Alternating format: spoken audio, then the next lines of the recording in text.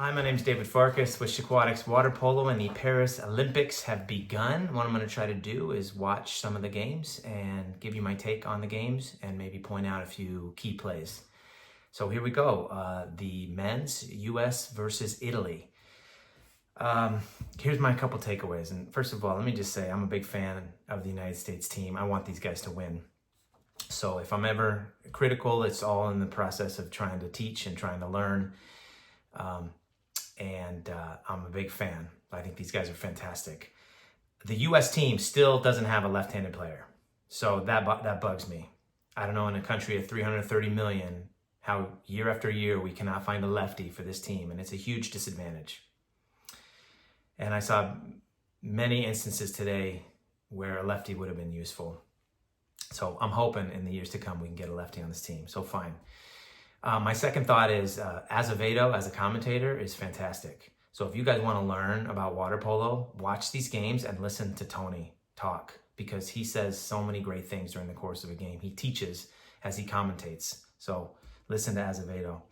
The U.S. gave up too many easy goals early on when the game was competitive. In the third and fourth quarter, it got away from them. But early on, while the game was competitive, they gave away easy goals. Otherwise, it would have been pretty much tied. We're going to see it here in a minute, but the goalie gets ejected and then moves the ball and then gets a penalty shot called on him. Well, that was just you just handed Italy a goal. There was an offensive that the U.S. team committed on a counterattack, and then Italy's going back 3-1 the other way. Easy goal.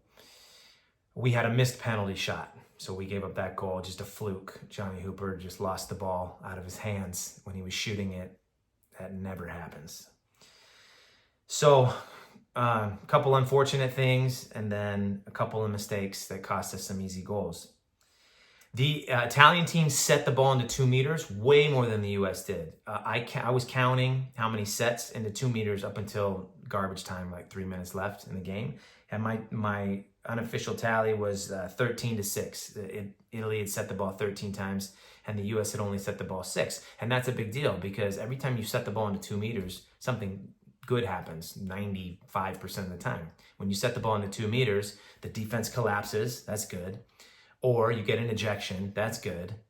Or you get a shot off. That's good too.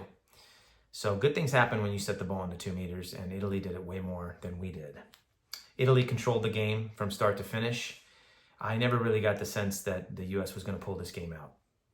Midway through the first quarter, it just looked like Italy was going to win. I can't explain it. Sometimes you just get a feel. You're like, Italy just seemed in control the whole game. So those are my takeaways from the U.S.-Italy game. U.S. has a ton of talent.